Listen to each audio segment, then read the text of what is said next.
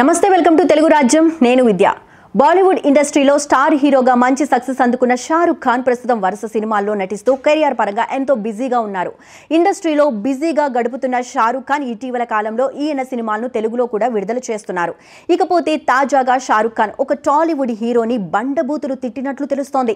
మరి ఈయన ఏ హీరోని అంతలా అవమానించారు, అసలు ఎందుకు తిట్టారనే విషయానికి వస్తే టాలీవుడ్ ఇండస్ట్రీలో స్టార్ హీరోగా మంచి సక్సెస్ అందుకున్న వారిలో నటుడు జగపతి బాబు ఒకరు.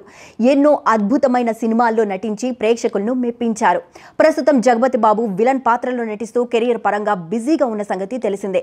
అయితే జగపతి బాబును ఉద్దేశించి షారుఖ్ ఖాన్ చేసిన వ్యాఖ్యల గురించి స్వయంగా జగపతి బాబు ఒక ఇంటర్వ్యూలో తెలియజేశారు. తాజాగా ఇందుకు సంబంధించిన వీడియో వైరల్ అవుతోంది. ప్రముఖ దర్శకుడు కృష్ణవంశీ దర్శకత్వంలో జగపతి బాబు హీరోగా నటించిన అంతఃపురం సినిమా ఎలాంటి సక్సెస్ అందుకుందో మనందరికీ తెలిసిందే. అయితే ఈ సినిమా తెలుగులో అద్భుతమైన ఆదరణ సొంతం చేసుకున్న నేపథ్యంలో హిందీలో కూడా ఈ చిత్రాన్ని కృష్ణవంశీ షారుఖ్ ఖాన్తో రీమేక్ చేయించారు. అయితే ఒరిజినల్లో జగపతి బాబు చాలా ఇంటెన్స్తో నటించాడు.